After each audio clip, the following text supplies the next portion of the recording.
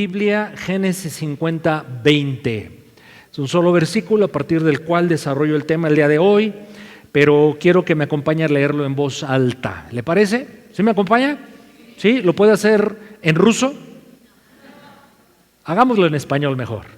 Adelante todos. Vosotros pensasteis mal contra mí, mas Dios lo encaminó a bien para hacer lo que vemos hoy, para mantener en vida a mucho pueblo. Pedimos, Espíritu Santo, iluminación de tu palabra, impáctanos con ella, fórmate en nosotros, equípanos y corrígenos, pero ayúdanos a aplicar la palabra en la vida cotidiana.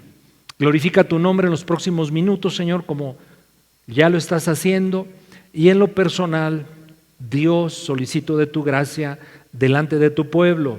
Oramos en el nombre de Jesús. Amén. La semana pasada hablé de dejarle a Dios lo que solo Él puede hacer y descansar en ello. Y por nuestra naturaleza controladora, dile al que está a tu lado, amén. Tenemos todos una naturaleza controladora porque eso nos da como cierta sensación de seguridad. Bueno, entonces por esa naturaleza instintiva del ser humano no es fácil saber descansar en Dios, pero es necesario, muy necesario. De todas las cosas, mis hermanos, que están operando en nuestras vidas y que están influyendo en cada uno de nosotros de forma directa e indirecta, ¿de cuántas tenemos control? Mire, por ejemplo, el clima, o decisiones de terceros, o las decisiones de los grupos de poder, o lo que otros piensan o dicen de nosotros, o lo que quizás alguien está tramando en contra nuestra. No tenemos control de eso, pero Dios sí, por supuesto que el Señor sí.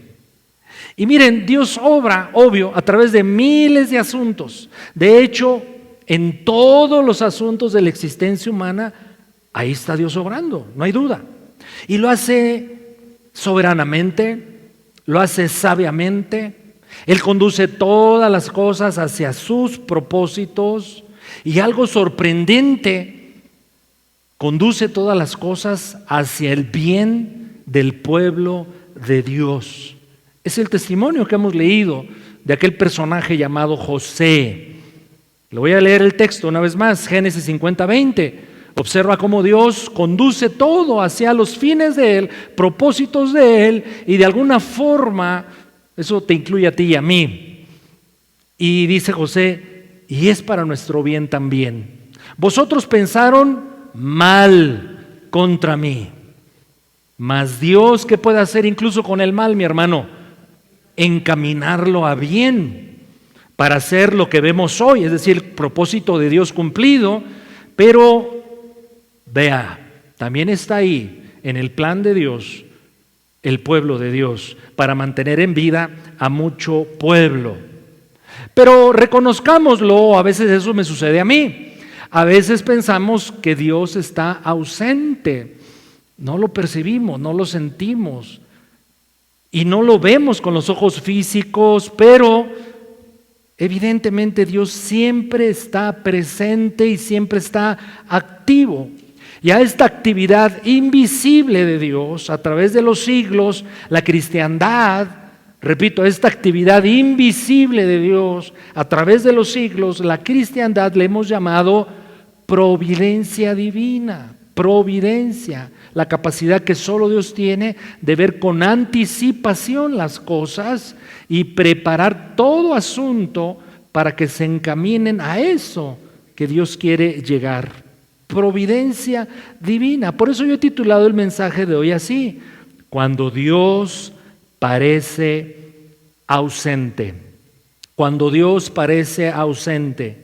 Y es que esto que hemos llamado así, que no es un término que aparece en la Biblia, pero sí una actividad que corre a través de toda la Escritura, la providencia divina, es Dios trabajando en el anonimato.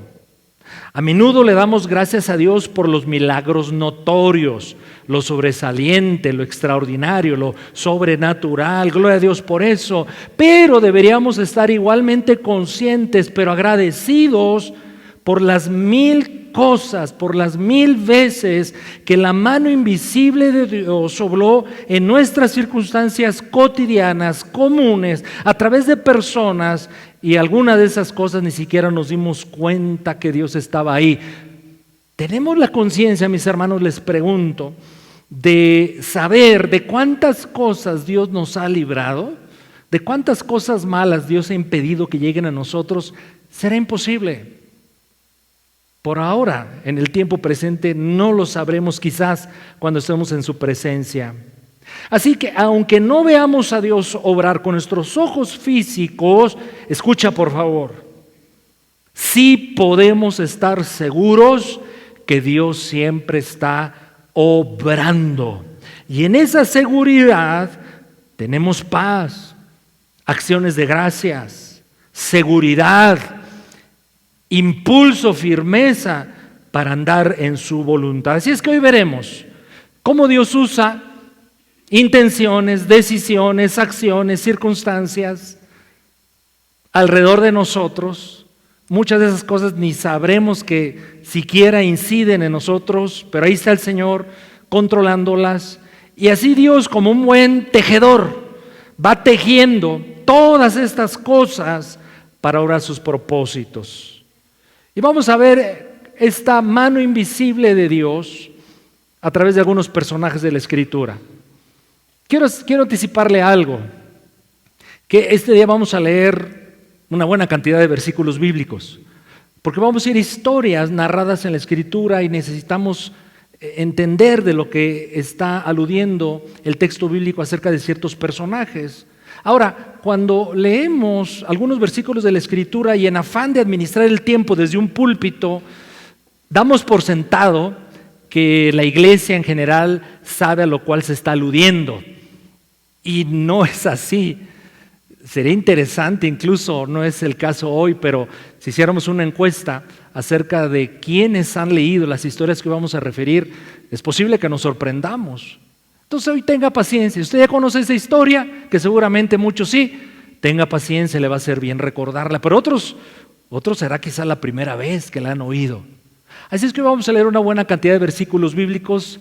No se preocupe por el tiempo, iremos avanzando en ello, porque es solamente leer algunas cosas y comentar otras. Además, mis hermanos, tenemos aquí pues como hasta las, ¿qué le parece? 5 de la tarde, tranquilos, ¿no? Amén. Y alguien dirá con justicia, pastor, usted predique lo que quiera, porque nosotros en 1 hora nos vamos, ¿verdad?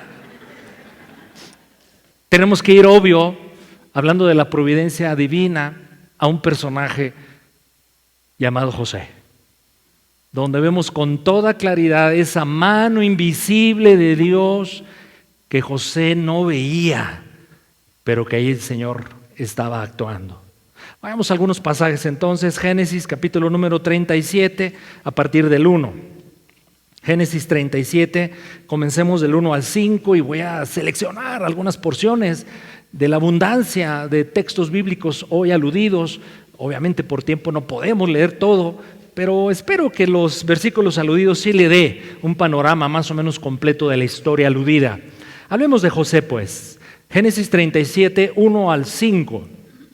Habitó Jacob en la tierra donde había morado su padre, en la tierra de Canaán.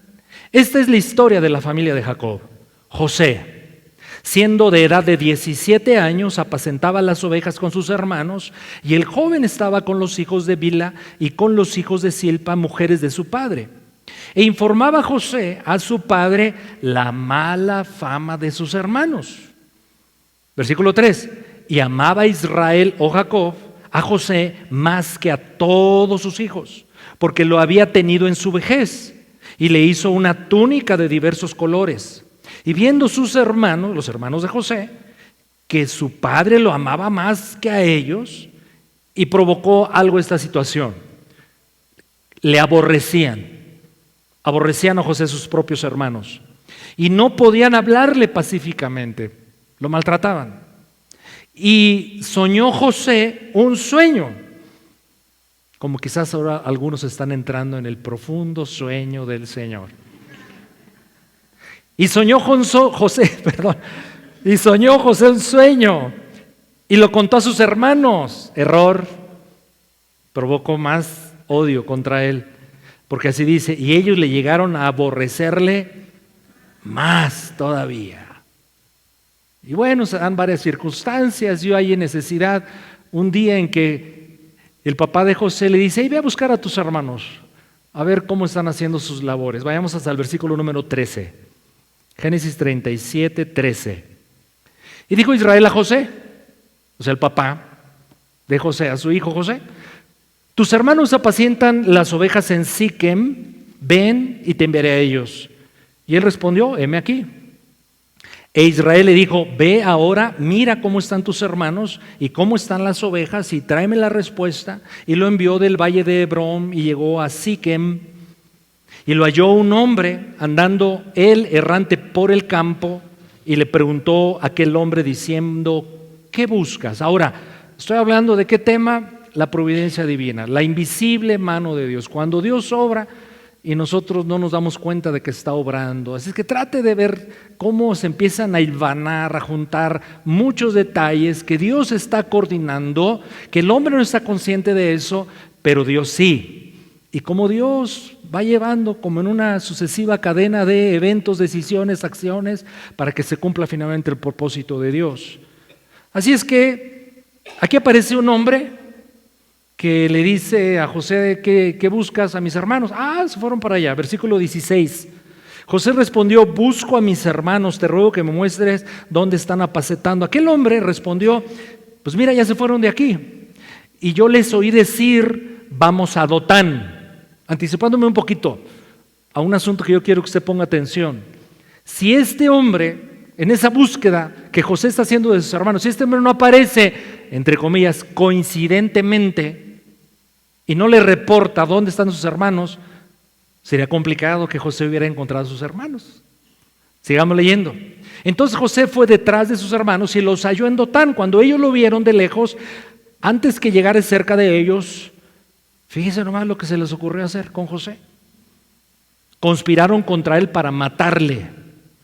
Y dijeron el uno al otro, he aquí viene el soñador.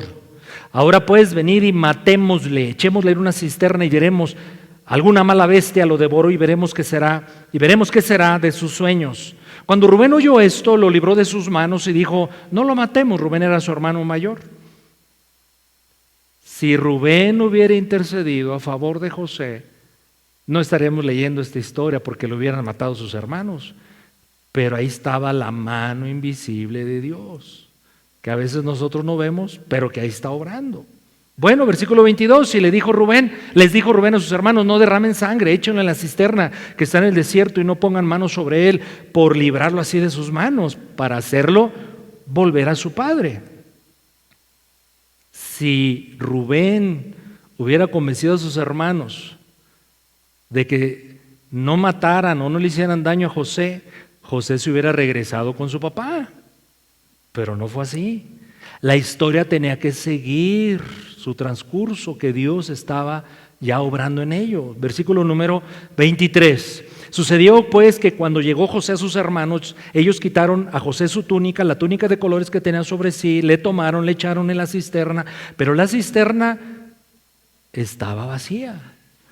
¿Y si la cisterna hubiera tenido agua, mis hermanos? Buenas preguntas. Y se sentaron a comer pan y alzando los ojos miraron y he aquí una compañía de ismaelitas que venía de Galán y sus camellos traían aromas, bálsamo, mirra, iban a llevarlo a Egipto. Entonces Judá dijo a sus hermanos, ¿qué provecho hay en que matemos a nuestro hermano y encubramos su muerte? Versículo 27, venid y vendámosle a los ismaelitas y no sea nuestra mano sobre él, porque él es nuestro hermano, nuestra propia carne, y sus hermanos convinieron con él. Y cuando pasaban los madianitas mercaderes, sacaron ellos a José de la cisterna y le trajeron arriba y le vendieron a los ismaelitas por 20 piezas de plata. ¿Y qué sucedió? Léalo en voz alta, por favor. Y llevaron a José a Egipto. Si no hubieran pasado estos mercaderes a la hora señalada, en el momento propicio, es posible que José no hubiera llegado a Egipto. Pero José tenía que ir a Egipto, porque ahí Dios iba a cumplir su propósito de salvar a los judíos, a Israel, de una hambruna que todavía no ocurriría en el futuro, pero Dios ya estaba obrando. Eso es la providencia divina. Observen pues cuántas cosas tuvieron que coincidir para que José llegase a Egipto. Una recapitulación rápida. Sus hermanos lo aborrecían. Su padre Jacob lo envió a ellos. Sus hermanos pensaron matarlo. Rubén lo impidió, pero lo venden a unos mercaderes que iban a Egipto. Así es que miremos que Dios usa, y aquí hay algo bien interesante, aún la maldad, el pecado humano, el odio, la intención de asesinato de los hermanos, aún Dios usa eso. Y algo circunstancial. Y las rutas comerciales ordinarias para poner a José en el lugar donde tenía Dios que cumplir su plan de salvación de hambre de su pueblo. Así es que considere esto: si los hermanos no hubieran sentido envidia, José nunca hubiera salido de Canaán. Y si los ismaelitas, los mercaderes, no hubieran pasado por allí en ese minuto exacto, José, repito, no hubiera llegado a Egipto. Y ya está en Egipto José. José en Egipto termina en la cárcel por una falsa acusación de una señora de cascos ligeros, diríamos los mexicanos, esposa del amo de José, llamado Potifar. Entonces, desde una perspectiva humana, cuando José en Egipto termina como esclavo, uno podría decir, bueno, qué mala suerte de José, qué mala está pasando José, algún pecado ha de tener, ¿no es cierto? Así somos tendientes a juzgar y calificar cuando un hermano o una hermana está en una situación difícil. Bueno, pero no era el caso. Era parte de lo que, aunque nos asombre, era parte de la cadena de eventos que Dios había urdido, armado para llevar a José a donde tenía que estar. Y ya en la cárcel, José conoce a un secretario del rey. La Biblia le llama copero. Si José no hubiese sido encarcelado injustamente, José nunca habría tenido conocimiento y contacto con ese secretario de Estado que servía a Faraón. Pero cuando el copero una vez sale libre de la cárcel, y habiendo tramado en la cárcel la amistad por una circunstancia particular entre José y este copero, cuando el copero sale, pues uno diría, copero, secretario, cercano a Faraón, échale la mano a José, él te ayudó mucho ahí en la cárcel, pero no hace eso. Se olvidó. El copero se olvida de su amigo hecho en la cárcel, José, quien solamente le había prodigado cosas buenas. Pero yo pensé esto, que si el copero del rey, al momento que ha salido de la cárcel, inmediatamente intercede por José delante de Faraón, pues es muy posible que al salir José de la cárcel, a lo mejor se hubiera regresado con su papá. Así es que pasan 2 años en donde, qué coincidencia, ¿verdad? Al copero se le olvida. José, su amigo en la cárcel, que tanto bien le había hecho, no se lo olvidó una semana, 2 años. Pero mire qué interesante, que un día, vaya conmigo a Génesis 41, pasa esto. José olvidado en la cárcel por el hombre. Si alguien estuviese viendo una película de José, si hubieran llevado a Hollywood, a la pantalla, esta historia, y nosotros fuésemos los espectadores, diríamos, pobrecito José, ese infeliz, ingrato del copero. Algo así, ¿no? Versículo 1 del 41. Aconteció que pasados 2 años, y mire, la providencia de Dios, la mano de Dios, tuvo Faraón un sueño. Tuvo Faraón un sueño. Quédese con eso. Tuvo Faraón un sueño y dijo, quiero que alguien me interprete el sueño, porque este sueño me angustia. No viene al caso referir al sueño. Y el copero dice, en la cárcel conocí a un muchacho judío o hebreo, mejor dicho, José. Él sabe interpretar sueños. Pues tráiganmelo, dice Faraón. Ahora vamos al versículo número 8.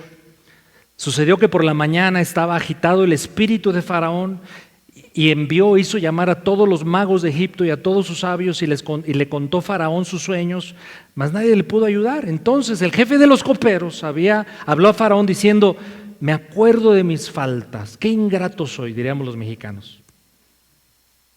Cuando Faraón se enojó contra sus siervos, nos echó a la prisión de la casa del capitán de la guardia, a mí y al jefe de los panaderos, y él y yo tuvimos un sueño en la misma noche y cada sueño tenía su propio significado. Y estaba ahí con nosotros un joven hebreo. ¿Quién era ese joven hebreo?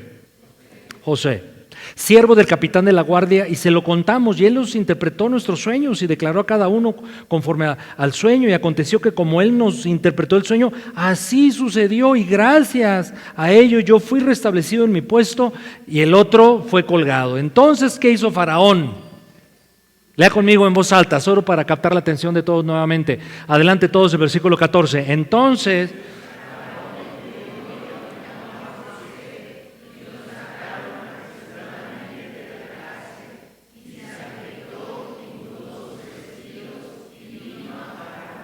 lo leo nuevamente para la grabación. Entonces Faraón envió y llamó a José y lo sacaron.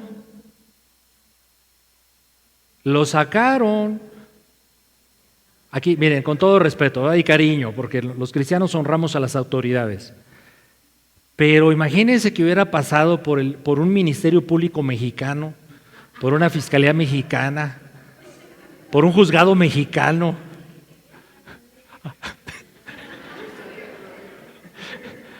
Ya le hubiera, como vivía en Egipto, ya estaría en el sarcófago el pobre José. No, pero bueno, le sacaron apresuradamente de la cárcel y José se afeitó, mudó sus vestidos. ¿Y José dónde estaba? Con Faraón, donde tenía que estar. José, en el 50:20 de Génesis, que fue nuestro versículo inicial, para retomar su atención, mi hermano, lo vuelvo a leer. José está con Faraón, pasan circunstancias, sus hermanos un día están delante de él y él dice esto: ustedes hermanos e hijos de papá y mamá. Me vi mal, la verdad, diciendo eso. Pues eran hijos de papá y mamá, discúlpeme. Vosotros pensaron mal contra mí, mas Dios lo encaminó a bien. Eso es lo que llamamos divina providencia. Para hacer lo que vemos hoy, con un propósito muy particular: mantener con vida al pueblo de Dios. Observe que José no dice que lo que hicieron los hermanos fue bueno, lo califica de malo. De hecho, fue muy malo. Pero ¿qué nos revela la historia de José y ese versículo en particular? Que Dios encaminó a bien todas las cosas para llevarlas al punto que Dios quiere. Hurgué en los recursos que tenemos ahora a la mano, tantos, el significado de la palabra encaminar, de ese versículo 50:20. Y en hebreo ese término, encaminar, tiene diferentes significados. Me llamó la atención uno: tejer. Y entonces aquí hay una obligada conclusión: que Dios ha tejido todos los hilos, todas las circunstancias, todas las decisiones, buenas, malas, todas las situaciones, las ha tejido para ir urdiendo, creando el plan de salvación para su pueblo, para su gloria. Y esto es lo que llamamos la divina providencia, la invisible mano de Dios. Y aunque no veamos a Dios obrar con estos ojos físicos, tú y yo tengamos, por favor, la certeza de que Dios sí está obrando, que no se ha descuidado. Pero mira las tragedias, mira el drama, mira todo lo que he sufrido, mira cómo me han embatido mi hermano, mi amada. Dios es mayor que todo eso. Y si estamos en Cristo Jesús, ahora quizás no nos demos cuenta algunos, quizás algunos sí, pero le aseguro que cuando estemos en la presencia del Señor, cuando Dios haya cumplido todo su plan redentor, entonces diremos, ahora entiendo por qué esto, por qué aquello, lo bueno y lo malo, pero cómo Dios estaba obrando a través de todo eso para glorificar su nombre y bendecir a su pueblo, bendecirnos a nosotros. Y siempre surgirá una pregunta, bueno, ¿y qué hacemos nosotros? En medio de ese actuar sabio y soberano de Dios siempre hay algo que hacer. Así titulé el mensaje hoy, si lo recuerda, la semana pasada, o lo hago yo o lo hace Dios, porque hay cosas que Dios evidentemente solo Él hace, pero hay cosas que tú y yo somos llamados a hacer. Entonces, ¿qué hacía José en todo este tiempo? ¿Qué hacía José en todo este tiempo? Creo que hay un versículo que integra muy bien y resume lo que José estuvo haciendo en estos 13 años. Fue el proceso. 13 años, es la historia que aquí tratamos de leer en forma resumida. Génesis 39:9. Génesis 39:9, por favor. No hay otro mayor que yo en esta casa, y ninguna cosa me ha reservado sino a ti, está diciendo José a su amo Potifar, cuando la esposa de Potifar quería tener relaciones sexuales con José y José rechazó eso. Y José le está diciendo, no hay otro mayor que yo en esta casa, ni ninguna cosa me he reservado sino a ti, por cuanto tú eres su mujer. Eso le está diciendo obviamente a la mujer y a Potifar, pero lo que quiero que usted afirme, recuerde y conecte con lo que hemos venido hablando hasta este momento es la siguiente frase. Dice José, ¿cómo pues haría yo este grande mal y pecaría contra Dios? Si usted quiere gozarse en la providencia de Dios, hágalo. Descansar en su soberana acción que controla, domina todo con sabiduría. Gloria a Dios por eso. Pero si usted quiere, y creo que debemos hacerlo, aprender de José, ¿qué hacer en medio de no ver con claridad la mano de Dios? Hagamos esto. ¿Cómo haría yo un grande mal y pecaría contra Dios? ¿Y sabe cómo le puedo llamar a eso? Eso se llama fidelidad a Dios. Si algo sí tú y yo podemos hacer y ser es ser fieles a Dios. Quédese con eso. ¿Contamos otra historia? ¿Les interesa otra historia sobre el tema? ¿O ya oramos y concluimos? ¿Otra historia? Pues obligado a ir es, yo sabía que iba a decir que sí. Entonces me preparé. Veamos otra historia, Esther. Déjenme decirlo de esta manera, es otro clásico testimonio de la providencia de Dios. Veamos Esther, capítulo número 3. Bueno, Esther, en la época en que los judíos, muchos siglos después de José, los judíos han sido llevados cautivos por rebeldes, por desobedientes, llevados cautivos a el imperio babilónico. Y hubo un momento crucial, dramático, peligroso en la historia de los judíos, en el momento de Esther, de este personaje hermoso de la Escritura. Porque un varón de nombre Amán, que era la mano derecha del rey Asuero de aquel tiempo, había urdido un plan para matar a los judíos. Esther 3, 1 al 6. Después de estas cosas, el rey Asuero engrandeció a Amán, hijo de Amedata, Agageo, y lo honró y puso sobre su silla, y puso su silla sobre todos los príncipes que estaban con él. Y todos los siervos del rey que estaban a la puerta del rey se arrodillaban y se inclinaban ante Amán, porque así lo había mandado el rey.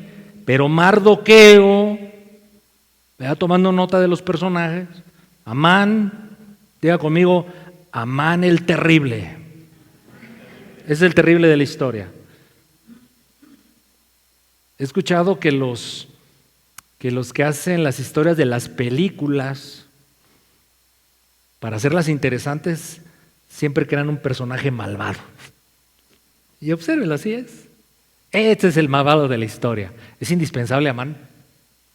Solo que Hollywood cuenta historias, pues, ficticias. Esto es real. Versículo número... y el bueno de la historia, hay dos buenos en la historia. Este es uno de ellos, Mardoqueo.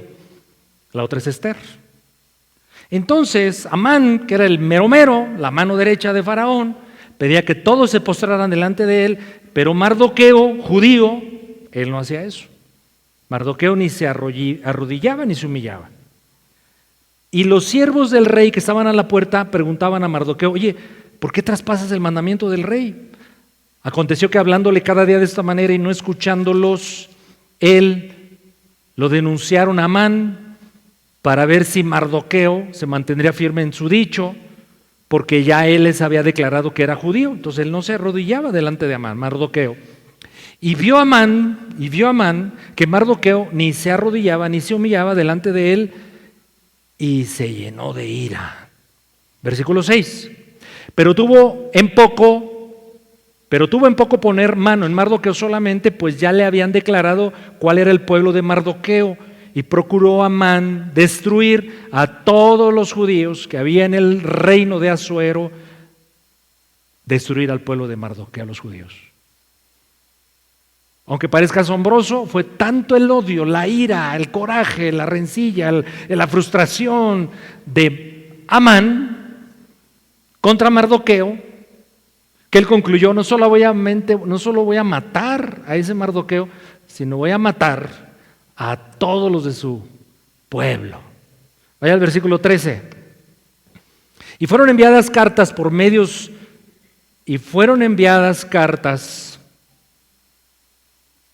medio de correos a todas las provincias del rey con la orden de destruir, matar y exterminar a todos los judíos, jóvenes, ancianos, niños, mujeres, en un mismo día, en el día 13 del mes 12º, que es el mes de Adar, y de apoderarse de todos sus bienes. Terrible historia, ¿verdad? Diga conmigo, infeliz de ¿quién era? A la mano ya lo estoy confundiendo. Vamos a odiarlo con odio santo, ¿sale? Era terrible, quería matar a los judíos. Pero Dios, aquí viene algo tremendo. Dios ya había urdido un plan paralelo que no comenzó en este momento en que estamos leyendo la historia, sino había comenzado 5 años antes. Esa es la providencia. Proveer, o sea, ver antes y actuar. Solo esa capacidad la tiene nuestro amado Dios. Gloria a Dios que Dios tiene esa capacidad. Y la obra para su gloria, pero para nuestro bien, sin duda alguna. Bueno, entonces aquí está la trama, el peligro. 5 años atrás, así como en las películas, ¿verdad? Nos ponen y nos ponen la fecha. 5 años atrás. 5 años atrás había una reina llamada Vasti en ese imperio donde estaban esclavos los judíos. Ella era esposa del rey en cuestión, de nombre Asuero. Y en una ocasión, esta mujer desdeña la invitación de su esposo, el rey, a un banquete. El rey se llena de ira, se molesta y convoca a una especie de concurso de belleza para sustituir a Vasti la reina. Y casualmente, haga conmigo, levanten la mano así todos, por favor, ayúdenme para que se me despierte. Así todos hagan. No estamos haciendo cuernos, o sea, son comillas. Entre comillas, ¿verdad? Entre comillas. O sea, qué casualidad que la que sustituye a esa reina es ese personaje del libro Esther, la reina Esther. Como dice Esther 2:17. Lea conmigo, por favor, ese versículo. Una vez que lo tenga, dígame, listo, ya está, o si no, acá en pantalla. Adelante. Y el rey amó a Esther más que a todas las otras mujeres, y halló ella gracia y benevolencia delante de él más que todas las demás vírgenes, y puso la corona real en su cabeza y la hizo reina en lugar de Vasti. Eso pasó 5 años antes de que el malvado Amán quería destruir a los judíos. Así es que repito, desde la coronación de Esther hasta el momento del complot para aniquilar a los judíos, ¿cuánto tiempo ha pasado? 5 años. Entonces Amán ya se está sobando las manos, vamos a matar a los judíos, vamos a ver con sus bienes, sus propiedades. Pero Esther 6:1, sigamos ahí. Esther, el libro de Esther, capítulo 6 a partir del 1. Aquella misma noche, fíjese nomás qué coincidencia, ¿no? Se le fue el sueño al rey y dijo que le trajeran el libro de las memorias y crónicas y que las leyeran en su presencia. Si el rey viviera el día de hoy, ¿qué hubiera hecho? Pues hubiera abierto el TikTok, o el Twitter, o el Face, o todo lo que usted usa. Y que yo se lo digo no por presumirle ni mucho menos, solo para recomendárselo. Cancele sus redes sociales. Solo quédese con YouTube para que siga Soy Iglesia. ¿Está bien? Bueno, eso era una recomendación. Y un testimonio. Es liberador. Para que no le dé lo del FOMO. ¿Cuántos saben lo que es FOMO? Yo ayer lo aprendí. FOMO. ¿Qué es FOMO? Fear of missing out. Grábelo. Luego lo busca, Fear of missing out. Bueno. Entonces, versículo 1, lo voy a leer otra vez, aunque a lo mejor lo distraje. Aquella misma noche se le fue el sueño al rey y dijo que le trajesen el libro de las memorias y crónicas y que las leyeran en su presencia. Decía un hermano, no lo puedo evitar. Desde el púlpito un pastor decía, le voy a recomendar algo para que si le agarra el insomnio, se duerma así de volada. Ay, todos, ¿qué? Porque parecía que en el grupo había mucha gente que tenía ese problema. Lea la Biblia y en 30 segundos se va a dormir. Piénselo. Entonces hallaron escrito que Mardoqueo había denunciado el complot de Bigtán y de Teres. ¿Quién apareció en la escena? Mardoqueo, aquel judío que no se arrodillaba delante de Amán, pero que resultó ser primo hermano, pero padre adoptivo, ¿de quién creen? De la reina Esther. Era su pariente, pues. Entonces hallaron escrito que ese Mardoqueo, a quien odiaba a Amán, había denunciado un complot, el complot de Bigtán y de Teres, 2 eunucos del rey de la guardia de la puerta que habían procurado poner mano al rey Asuero. Entonces este Mardoqueo descubre un complot contra el rey. Por esa acción se desbarata la conspiración contra el rey es librado de ser asesinado, y entonces el rey pregunta, ¿cómo? ¿Quién hizo esto? Mardoqueo. Versículo 3, y dijo el rey, ¿qué honra o qué distinción se hizo a Mardoqueo por esto? Y los servidores del rey en esa noche de insomnio le dicen, pues no hicimos nada con Mardoqueo, ni un valecito ahí de no sé, del Garis o de algo así, ¿no? Nada, no hicieron nada con él. Bueno, ya de perdiz totalmente soy palacio o algo así, ¿no? Las damas saben de lo que hablo. Versículo 4, entonces dijo el rey, ¿quién está en el patio? Y Amán había venido. ¿Quién es Amán? ¿Qué dijimos de Amán? El villano. Y Amán había venido al patio exterior de la casa del rey para hablarle al rey para que hiciese colgar a Mardoqueo. O sea, Amán ya había hecho hasta una horca para ejecutar a Mardoqueo y echar a andar y en un día matar a los judíos y quedarse con sus bienes. Bueno, y los servidores del rey le respondieron, pues mira, aquí anda Amán en el patio. Y el rey dijo, y aquí hay un montón de preguntas que es bueno hacer, ¿y qué andaba haciendo esa hora Amán ahí? ¿Y qué le quitó el sueño al rey? ¿Y cómo se le ocurrió leer lo que leyó y cómo los lectores dieron con la historia que hemos referido. Versículo 6 nuevamente. Entró pues Amán y el rey dijo: ¿qué será el hombre cuya honra desea el rey? Porque él quería honrar a Mardoqueo. Y dijo Amán en su corazón: ¿a quién deseará el rey honrar más que a mí?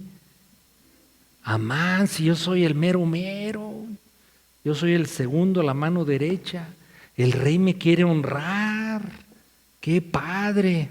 7. Y respondió Amán al rey: bueno, para el varón cuya honra desea el rey, traigan el vestido real que el rey se viste. Ya se veía como rey Amán. Y el caballo en el que el rey cabalga. ¿Cómo la ve? Si hubiera sido de hoy el día de hoy, ¿qué? Y el Lamborghini que trae el rey, ¿no? Algo así. ¿En qué voy? Y la corona real que está puesta en su cabeza. Y den el vestido y el caballo en mano de alguno de los príncipes más nobles del rey, y vistan a aquel varón cuya honra es el rey, y llévenlo a placear. Así se dice, ¿no? A tirar rostro. Que lo chequen en la plaza, ¿no?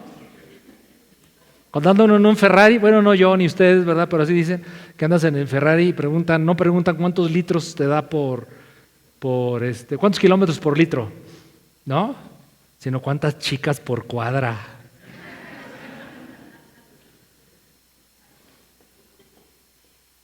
Ya, pastor, ya. No, alguien diga conmigo: no sea carnal, pastor. Ya lo ve, usted tiene la culpa, ya me distraje.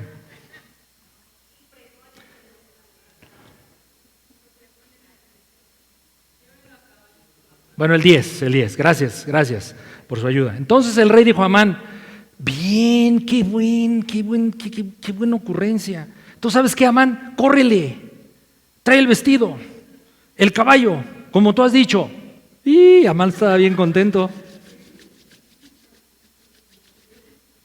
Híjole, espero no haberlo perdido con tanto alusión a los textos, ¿no? Pero es importante esto, porque estamos hablando hoy de la mano invisible de Dios en medio de todo, en donde Dios siempre cumplirá su propósito para su gloria y para el bien de su pueblo. No se olvide, esa es la idea del mensaje. Entonces está bien contento, sobándose las manos, frotándoselas, el terrible Amán, y dice: hazlo esto con el judío Mardoqueo. A ver, sin dejar de ser pulcros, correctos, santos, pero buenos mexicanos, ¿cómo describió usted esta situación? Tómala. A su mecha. Un poquito vulgarzón, ¿sale? Pero mexicano. Y lo digo, se le cayeron los pantalones. Y a lo mejor otras prendas, ¿no? Haz esto con tu peor enemigo. El rey no sabía todavía que quería matar a Mardoqueo y al pueblo judío. Y se le ocurre al rey concluir en ese versículo, dice: no omitas nada de todo lo que tú has dicho. Otra expresión mexicana que se tuvo que tragar. Se tragó sus palabras, ¿no?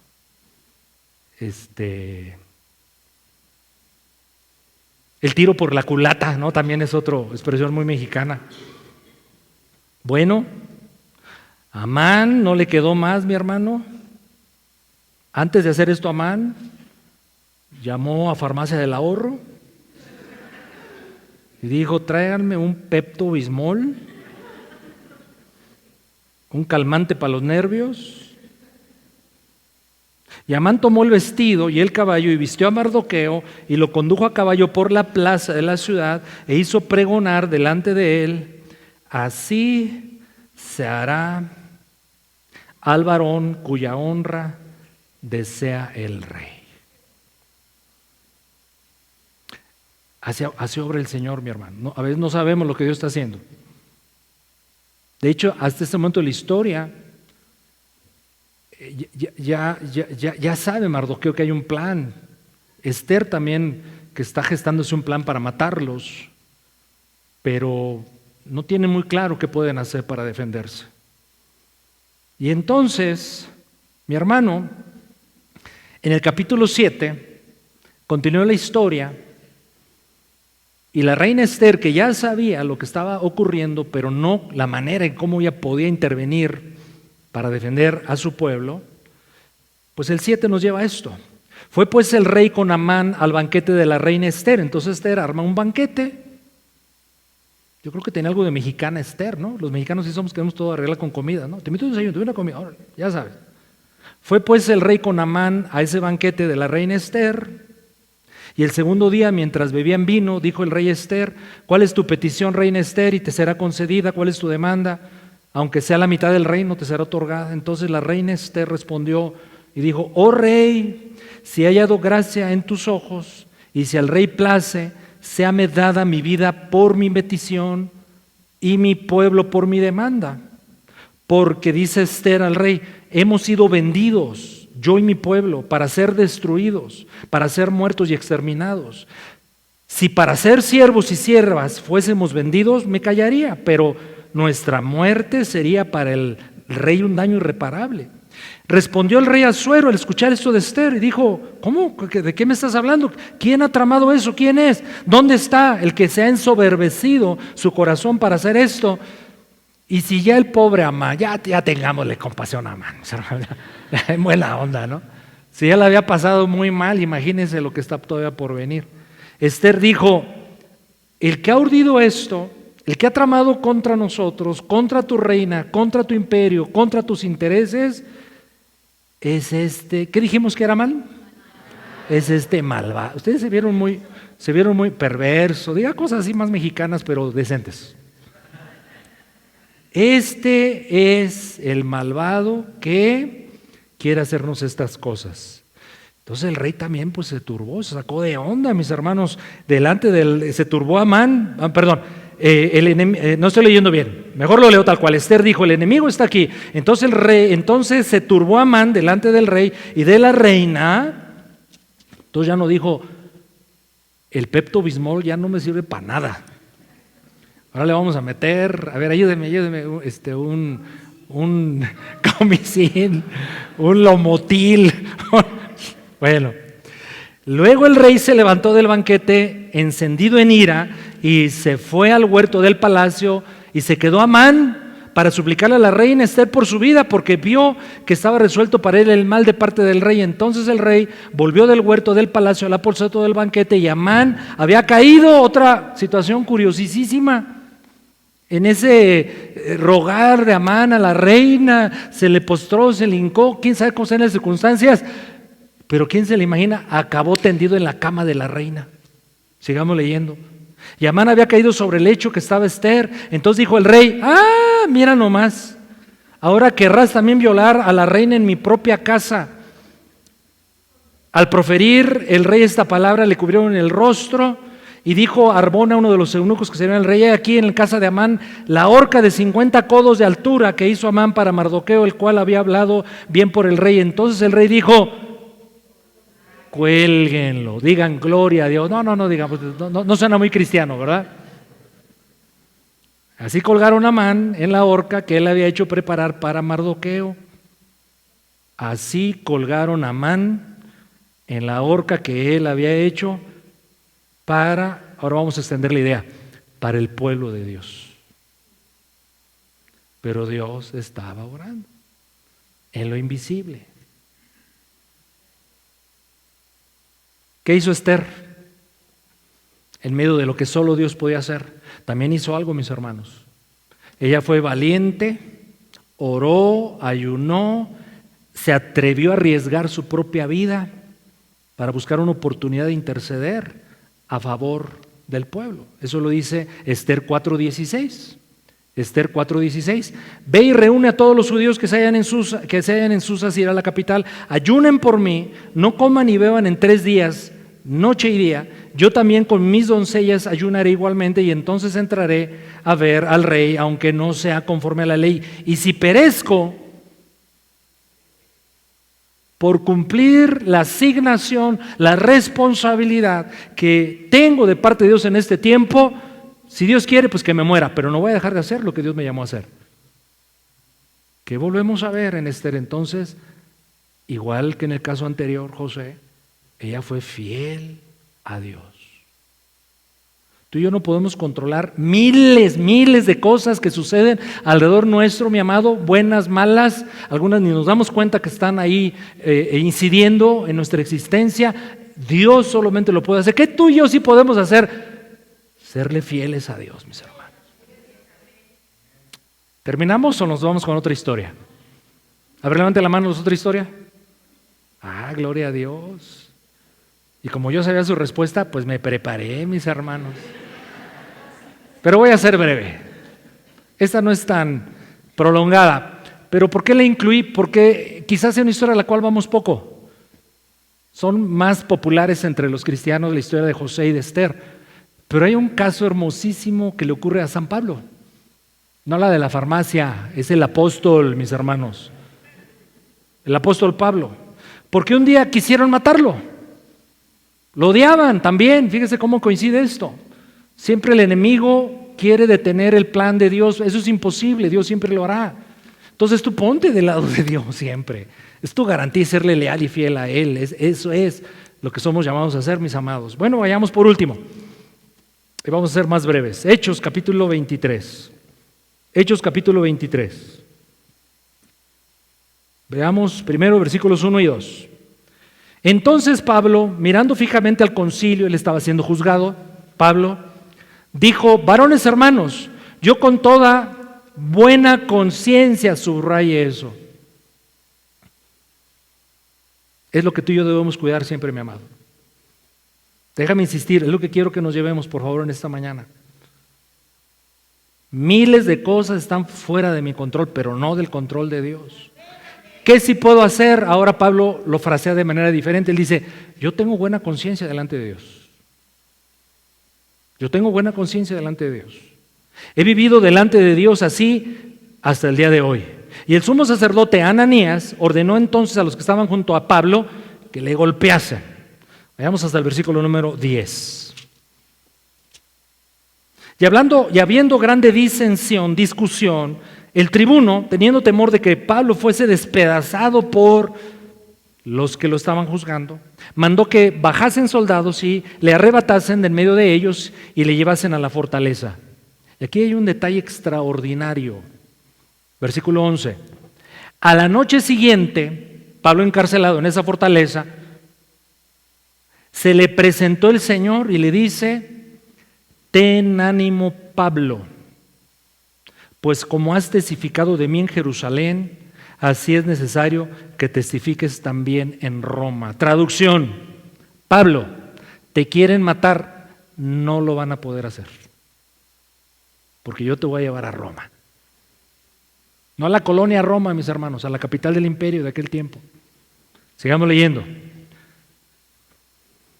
Venido el día, algunos de los judíos tramaron un complot, se juramentaron bajo maldición, diciendo que no comerían ni beberían hasta que hubiese dado muerte a Pablo. Entonces hubo 40 varones que dijeron: pues allá tienen guardado a Pablo, vamos a juramentar.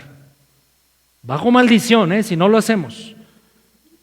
Vamos a hacer ayuno incluso, hasta que cumplamos el objetivo de matar a Pablo. Eran 40 hombres, dice el versículo 13, que habían hecho esta conjuración, los cuales fueron a los principales sacerdotes y a los ancianos y dijeron: nosotros nos hemos juramentado bajo maldición a no gustar nada hasta que hayamos dado muerte a Pablo. Ahora pues vosotros con el concilio requieran al tribuno que le traiga mañana ante nosotros. Entonces el plan, ¿cuál era? Saquen a Pablo de la cárcel, tráiganlo, y en el camino, cuello. Como que queréis indagar alguna cosa cierta acerca de él, y nosotros vamos a estar listos para matarle antes de que llegue. El complot estaba armado. Y aquí viene otra vez, mis hermanos, y ya voy concluyendo, esa invisible mano de Dios. Mas el hijo de la hermana de Pablo, fíjense nomás, Qué coincidencia, ¿no es cierto? Mas el hijo de la hermana de Pablo, o sea, un sobrino de Pablo, escuchó de esto. La Biblia nos dice dónde, cómo, cuándo, pero lo oyó hablar de la celada. Fue y entró entonces este sobrino de Pablo a la fortaleza y le dijo a Pablo: Pablo, hay esto contra tu vida. Pablo llama a uno de los centuriones. Y otra cosa extraordinaria, no tenemos tiempo para considerar la implicación de esto, porque Pablo llama a uno de los centuriones. Él estaba bajo prisión delante de ese centurión, pero Pablo le dice al centurión: lleva a este joven al tribuno porque tiene cierto aviso que darle. Eso a mí me resulta extraordinario, que un prisionero tenga influencia sobre un centurión para que el centurión lleve a cabo una encomienda del encarcelado. Versículo 18, él entonces tomándole le llevó al tribuno y dijo: el preso Pablo me llamó y me rogó que trajese ante ti a este joven que tiene algo que hablarte. El tribuno, tomándolo de la mano, retirándole aparte, le preguntó: ¿Qué tienes que decirme? Versículo 20 le dice: los judíos han convenido en rogarte que mañana lleves a Pablo ante el concilio, como que van a inquirir alguna cosa más cierta acerca de él, pero tú no le creas. Porque más de 40 hombres de ellos le acechan, los cuales se han juramentado bajo maldición a no comer ni beber hasta que le hayan dado muerte, y ahora están listos esperando cumplir su promesa. Entonces el tribuno despidió al joven, mandándole que a nadie dijese lo que le habían dado aviso de esto, lo que le habían avisado. Pues versículo 23, llamando a 2 centuriones, mandó que preparasen para la hora tercera de la noche, observe, 200 soldados, 60 jinetes, 200 lanceros. ¿Cuánto da en total? 460.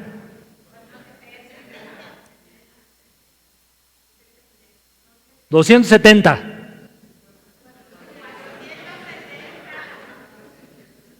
¿Y cómo dije? ¿Y cómo es? 470.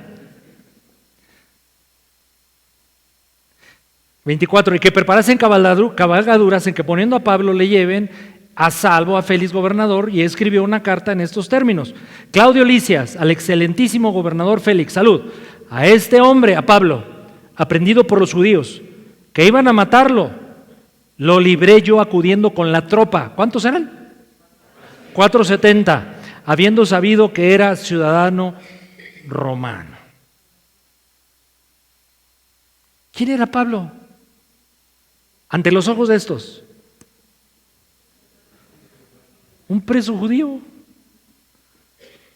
¿Quién hace que se levanten 470 soldados del imperio más importante de aquel tiempo, el ejército más fuerte, para proteger a uno?